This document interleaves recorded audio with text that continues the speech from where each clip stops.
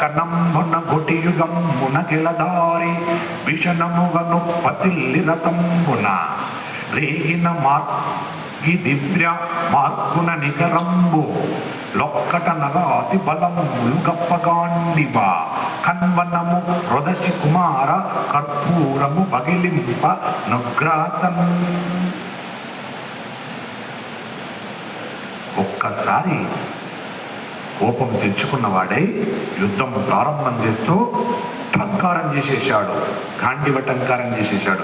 అలా టంకారం చేసేటప్పటికీ ఆకాశం నుండి డిప్ప బద్దలైపోయిందా పడిపోయిందా అన్నంత పెద్ద టంకారం చేసేది. ఆ శబ్దానికి ఒక్కసారి చెవులలో ధ్వనులు వినపడేటప్పటికీ శత్రువీరులు అదరిపోయారు. కాసేపు వారికి ఏమీ వినిపించలేదు. నిశ్శబ్దం ఆవహించింది, టంకార శబ్దం. మనం కూడా ఇంట్లో పెద్దది ఏదైనా పేలిపోయింది అనుకోండి, చెవులు ఏముంటుంది జీవన్ అలా అయిపోయిందంట. అక్కడ ఉన్నటువంటి కొన్ని లక్షల మంది రాక్షసులకు, దుర్యోధను యొక్క సైన్యం అలా అయిపోయిందంట. ఆ టంకారం వినేసరికి అంత గొప్పగా ధ్వనించాడు. కొన్ని వేల మంది మూర్ఛిల్లారు. దానితో పాటు దేవదత్తమును పూరించి బాణములు వేయడం మొదలుపెట్టాడు. ఏకకాలమునందు బాణములు ఎక్కడి నుండి వస్తున్నాయో తెలియదు, ఎవరు వేస్తున్నారో తెలియదు, ఏ మూల నుండి వస్తున్నాయో తెలియదు, ఏ పక్క నుండి వస్తున్నాయో తెలియదు. ఇక్కడ నుండి అక్కడి నుండి ఎదురుగా పక్కన పైనుండి ఎలా పడితే అలా వచ్చేస్తున్నాయి. ఇటువైపు వేస్తున్నాడా, అటువైపు వేస్తున్నాడా, ఇటువైపు వేస్తున్నాడా, పైనుండి వేస్తున్నాడా, ఎక్కడ చూసినా కనబడ్డాడు. కానీ బాణాలు కుప్పలు కుప్పలుగా పడిపోతున్నాయి. ఆశ్చర్యపోతుంది సైన్యం, దుర్యోధనుడి సైన్యం ఆశ్చర్యపోతుంది. ఏమిటిది ఇన్ని బాణాలు వేయడము? ఏకకాలమునందు కొన్ని వేల బాణాలు వచ్చేస్తున్నాయి. ధనస్సును వలయాకారంగా పట్టుకున్నాడు. వలయం అంటే వలయం ఎలా వస్తుంది? ఒక్కసారి ఇక్కడ ప్రారంభమైందంటే వలయం ఇలా చుట్టుకొచ్చేస్తే మొత్తం చుట్టేస్తుంది. వల వేస్తారే, ఇలా వల వేసేస్తే అలా చుట్టేసి మొత్తం లాగేస్తే పట్టేస్తుంది. అలా వేసాడు, వలయాకారం వేసేసాడు బాణ పరంపర.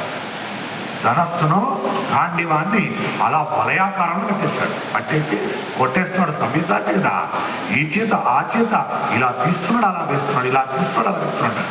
గాండివం అలా అని ఉన్నది. ఇలా తీసి కొట్టేస్తుంటే కొన్ని వేల బాణాలు పడిపోతున్నాయి. అది ఈ పక్క నుండి ఆ పక్క నుండి ఆ పక్క నుండి పై నుండి కూడా పడుతున్నాయి.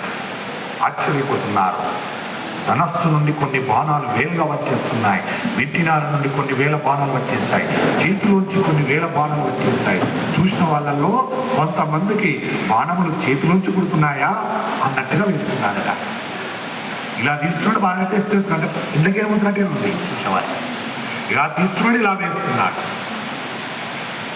అదేకంగా చూసిన శత్రువులకు చేతులతో వేస్తున్నాడా, గాండివంతో వేస్తున్నాడా, ధనస్సు పట్టుకొని వేస్తున్నాడా, చేతులతో వేస్తున్నాడా అన్న రీతిలో వేస్తున్నాడట అర్జునుడు బాణాలు. ఆ రకంగా కొంతమందికి ధనస్సులోంచి వచ్చేస్తున్నట్టుగా ఉంది. ఇన్ని వేల బాణములు మండలాకారంలో ధనస్సును తిప్పి వేచేస్తుంటే, మండలాకారం అంటే ఇలా తిప్పాడు. ఇలా ఉన్నటువంటి దాన్ని ఇలా తిప్పి ఇలా తిప్పుకొని వేస్తున్నాడంటే చుట్టూ వైపులు వెళ్ళిపోతున్నాయి. గాండివాన్ని ఇలా మండలాకారంలో పెట్టి ఇటేస్తున్నాడు, ఇటేస్తున్నాడు, ఇటేస్తున్నాడు, ఇటేస్తున్నాడు, అన్ని వైపులా తిప్పేస్తున్నాడు. అందుకే అన్ని చోట్ల నుండి బాణాలు వచ్చేస్తున్నాయి. ధనస్సును తిప్పి వేస్తుంటే మొత్తం సైన్యం అంతా పీనుగు పెంటల్లా పడిపోయాయి. అలా వచ్చి పడుతున్నాయి, తగులుతున్నాయి. కొన్ని లక్షల మంది సైన్యం ఏనుగు పెంటలై కూర్చున్నాయి అక్కడ. ఆ బాణాలు వచ్చి పడుతున్న తీరుకు తిక్కన గారు ఉపమానం వేశారు. ఆయన అంటారు, వాళ్ళ సూర్యుడు ఉదయించడం మొదలు పెట్టగానే ఏకకాలములో సూర్యబింబము నుంచి బయలుదేరే కిరణములు లోకమంతటా అన్ని జీవుల మీద, అన్ని దేశాల మీద వచ్చి ఎలా పడతాయో, రథములో నిలబడిన అర్జునుడి ధనస్సు నుండి బాణ పరంపర వచ్చి సైన్యములో అలా ఉన్నవారి మీద అందరి మీద పడిపోయింది. అలా పడిపోయేసరికి కురు సైన్యం అంతా అకావికలమైపోయింది. ఎక్కడ చూసినా కేకలు, అరుపులు, కన్ను మూసి కన్ను తెరిచే లోపల అక్కడ నెత్తులు ఏరులై ప్రవహించింది. ఇప్పటిదాకా బావుడే, నెత్తుడు చుక్కలేనటువంటి క్షేత్రం. ఇలా వచ్చాడో లేదో అలా వేసేశాడు. సైన్యమంతా వెంట కుప్పల పడిపోయి, కాళ్ళు తెగి ఒకరు, చేతులు తెగి ఒకరు, కన్ను పోయి ఒకరు, చెవు తెగి ఒకరు, ముక్కులు కట్టే ఒకరికి, పెదాలు కింది పెది తెగి ఒకరు, నాలుక అంటే వాడు ఏదో మాట్లాడపోయి నాలుక నోరు తెరిచాడు. ఆ బాణం వెళ్ళి నాలుక కరుచుకుంటే నాలుక సగం తెగితే, కొందరికి 2 నాలుకలు అయితే, కొందరికి పై పెదవి పోతే, కొందరికి ఉన్న 2 పండ్లు ముందు పోతే, కొందరికి ఉన్న పండ్లు పోతే, కొందరికి గడవ ఎందుకు కొడుకు ఇదిపోతే, కొందరికి బాణం మధ్య తగిలితే, ఇంత పొడవాటి గడ్డ ఉన్న సైన్యంలో ఒకరుంటే గడ్డ ముట్లా సగం వెళ్ళిపోతే, కొందరికి చెవులు మక్కలైపోతే, కొందరికి వక్షస్థలంలో పదాలు గుచ్చుకొని అలా నిలబడిపోయి ఉంటే, కొందరికి వేళ్ళు తెగిపోతే, కొందరికి ఈ చేతి తెగిపోతే, కొందరికి బుధాలు తెగిపోతే, కొందరికి తలలే తెగిపోతే, కాళ్ళు చేతులు మొండాలైపోయి ఎక్కడికక్కడ ఒక సూదితో ఒక ఆకు మీద మనం ఇలాగా కూర్చుంటే ఎలా కనబడతాయో రంధ్రాలు ఒక్కొక్కడి శరీరాలలో అలా కనబడుతున్నాయట. బాణపు దెబ్బలు అలా తగిలి వెళ్ళిపోతుంది. బాణం ఆగట్లే. కొందరికి ఇలా పడి వెళ్ళిపోతే బయట కనబడుతుంది, అందులోకి చూస్తే అంత వేగంతో ఇస్తున్నాడు బాణాలు. కృష్ణ పరమాత్మ యొక్క నెచ్చెలి అర్జునుడేస్తున్నాడు బాణాలు.